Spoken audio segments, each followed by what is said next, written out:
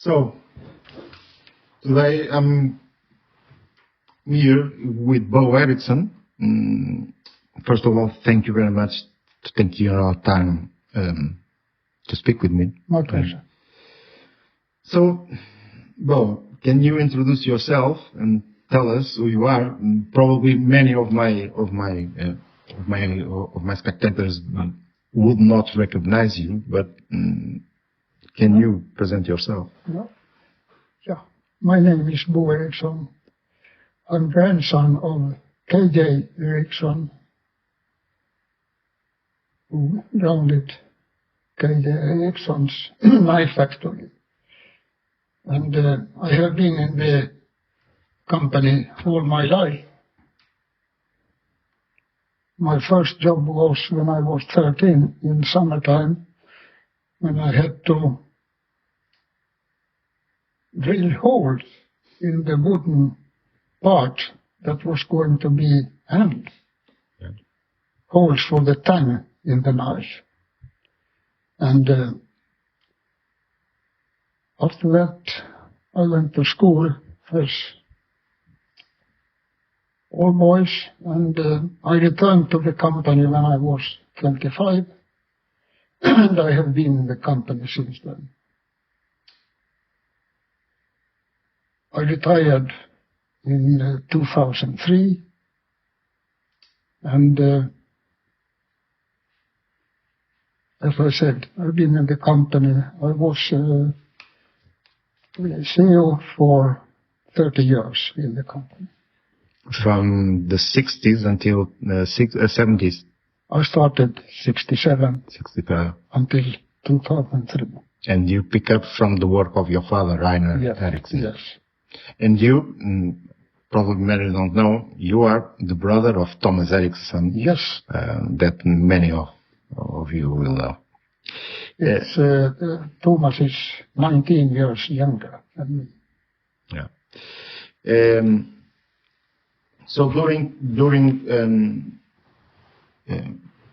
your work as CEO, it was a very revolutionary period because it was the introduction of, for example, plastic. Yes. Can you remember some of the models you remember that were very important at the time, and maybe some details about some of them? Yeah. When I came to the company in 67, we have to remember every moment in the knife production was made by hand. So we had to have very skillful grinders and other workers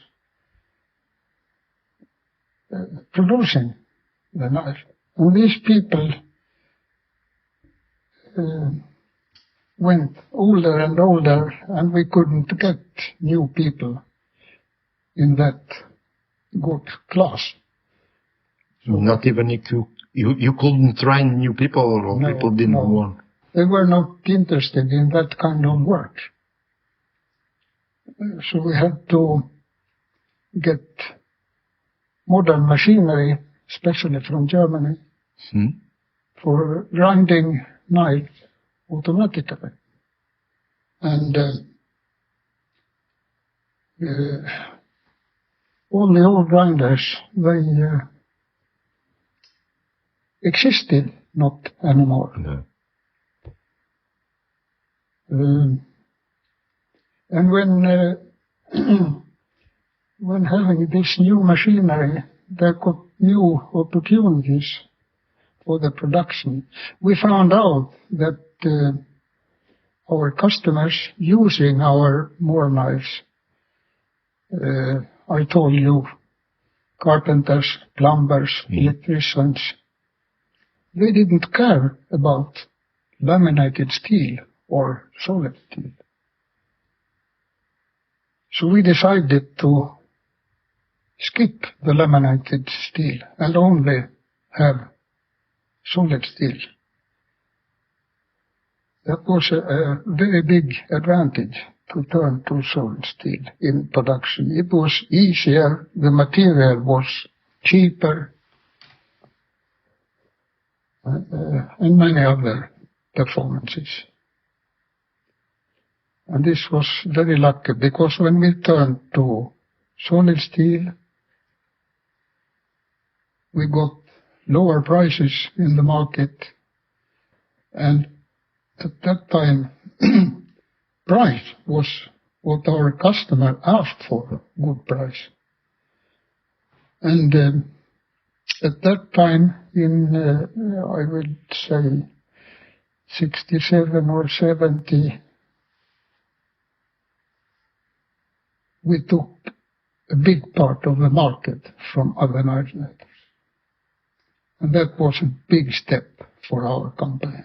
Yeah. And the second, another big step was when we decided to try to have plastic handles instead of wooden handles. That was also a very big step, and it was very, very lucky for us to make that turn to plastic handles. We got even much more of the market by that step. The introduction of the plastic handle, was it a client request or a client it's your... No. I found out that with this old wooden handles and laminated steel, that was a past area in our company. We had to find new ways to produce, and plastic was rather new at that time. So people accepted it as... didn't complain, they were not complaining? No, they didn't complain. No, they liked it. Especially when we put this guard on the plastic handles, number 511. Yeah. That was what I would say the big step for our company. But there was also, if I remember correctly, there was an event, the Morakniv syndrome, that the doctors from the hands wrote a memo or a study saying that there were many accidents with fishermen from the 20s to the 30s. Yes. And were you forced to include the guard, or it didn't have anything to do with it? To introduce what? The guard on the 511. The Mora syndrome memorandum, did it have anything to do with the introduction of the guard? No.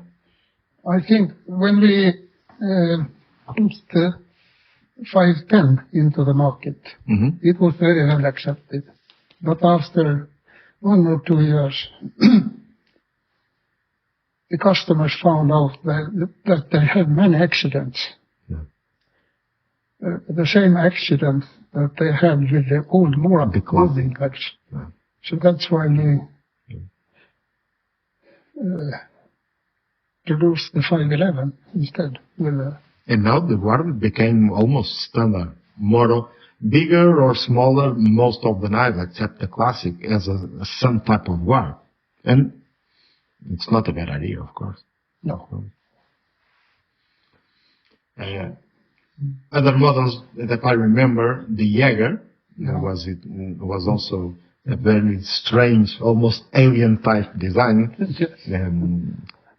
Do you remember any particular about that model?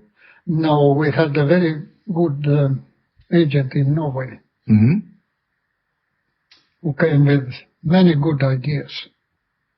And he showed up one morning in our office and had a model in his pocket made of clay. Made of clay? Yeah. He had made it himself. And it was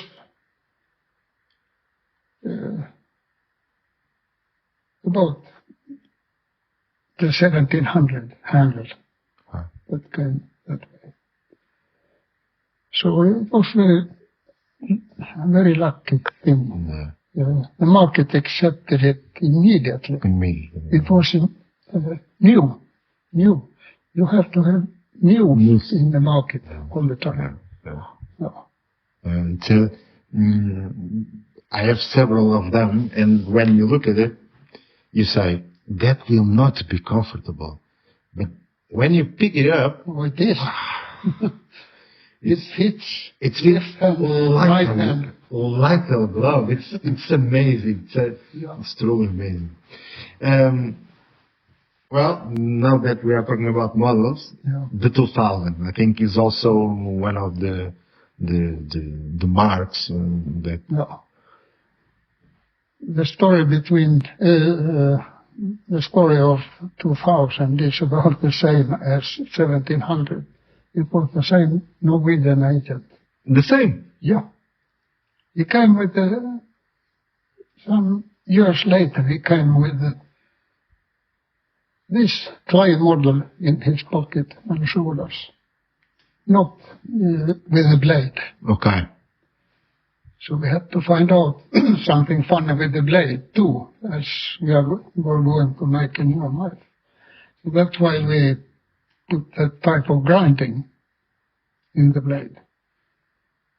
And I will say, to grind a knife that way, that was something really new. Yeah. Back in the day, I think it's still a challenge to do it right every single time. In the 90s, it was a challenge, I believe. The grinding of the blade, that was a good idea, and it was very immediately accepted by the market. And it became a big seller. Still is. And that evolved. I remember this Norwegian agent. He really wanted us to make this model. And I was not too convinced. I was not convinced at all. You have to sell 10,000 in 1 year so we can get the tools paid. Right. And he said, no problem, he said. And we put it into the market, and he went to sell it in the Norwegian market. Mm-hmm. And 2 months later, he called me and said, today we have a cake in the office. Oh, why? I said, we have sold 10,000 knives in 2 months, he said. He was celebrating in his office with a cake. And you understood maybe there is something here. Pardon? And you understood that something very special has been created now with that model. Yeah. Yes. And more than 30 years later, the model is still. It's my favorite. It's one of my favorites, and the favorite of Penny. And has evolved to two new knives with the same philosophy of the dual grind. Yeah, today you have many other models with the same grind. Yeah. But I would say, in my time in the company, the 511 and the 2000. Now the marks are the big steps in the company. The company was growing all the time. Yeah. We are talking about growing and success. Did you also experience some kind of challenge or challenge situation that you felt, well, we need to act now? Difficulties in some markets, or difficulties in the economy, or in some periods the company didn't increase the volume that I wanted. It flattened out. Then we had to find out something new. So, Off record, I was asking you about the fan base of Morakniv. Are you surprised when I told you were surprised when I told you that, for example, one group in Facebook and social media has 4,000 followers and active? Does this surprise you? yes. Why?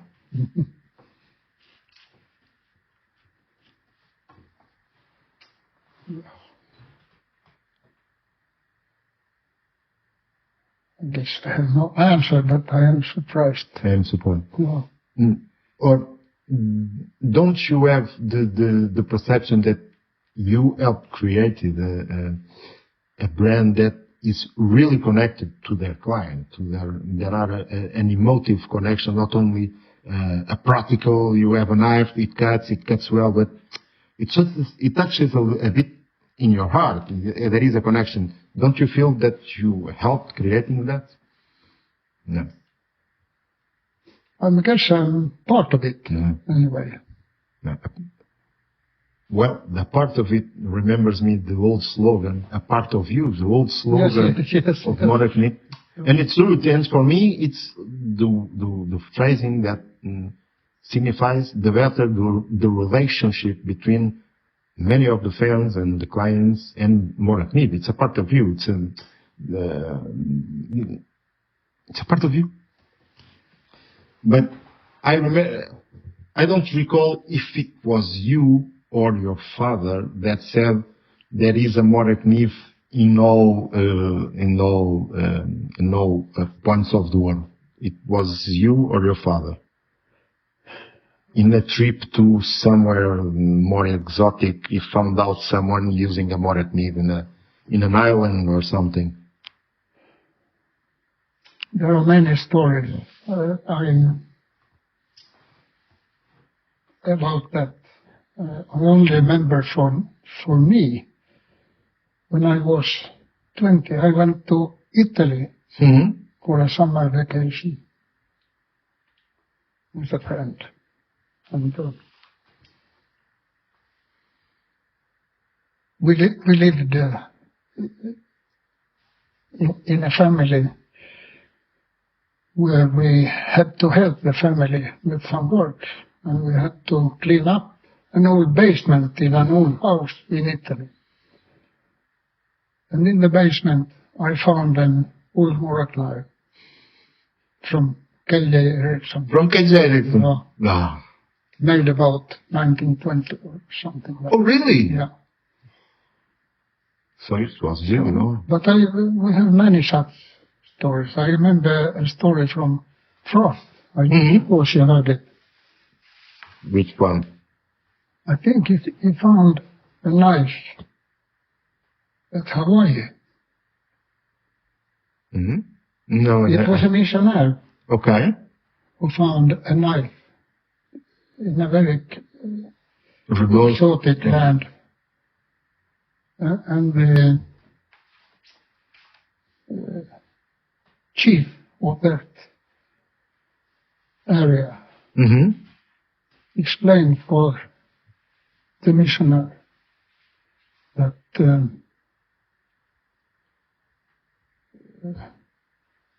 this knife was made for a special chief. I think I remember something. Yeah. I think I remember something. I don't remember the details. The details now. But I think Anders Brask or Per Brask can tell you about that. I was with him this weekend, but he was all involved in the workshops, and we ended up not saving anything on video. No. Well, next time there will be for sure.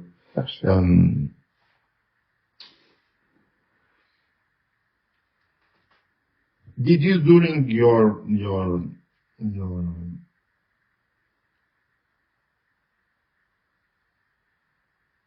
your stay at Morakniv, did you expect today to reach 5 million ever?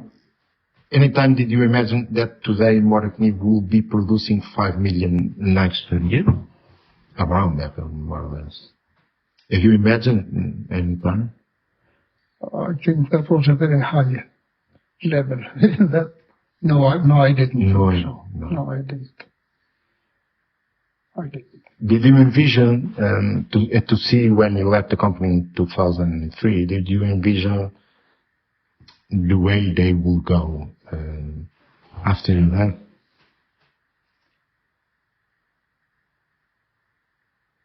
No, I really couldn't think it would be, if we would reach that level.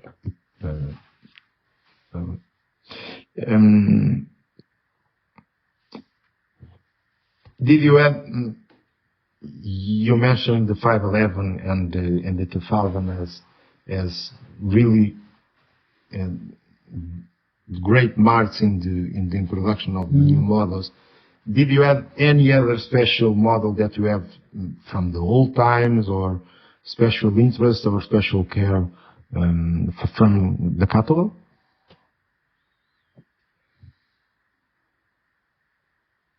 No, I don't think so. Yeah. I think 510 and 511 and 2000, they are above anything else. Above anything else. Yeah. But even, well, yeah. You work with several other companies like co-branding and private labels. Do you remember anything real special worth mentioning?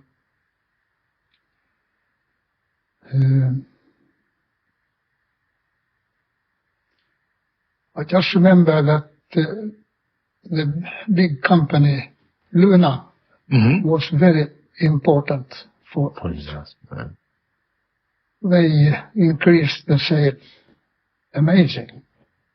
How they increased the sales when we introduced the 510 and 511. Right.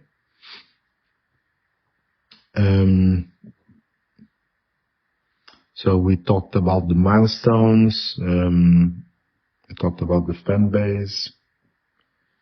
Well, I know we talked about the favorite. Any other anecdotes or stories that you like to share? Because I know you start very early, and for sure you have a lot of stories, interesting stories and anecdotes to tell us.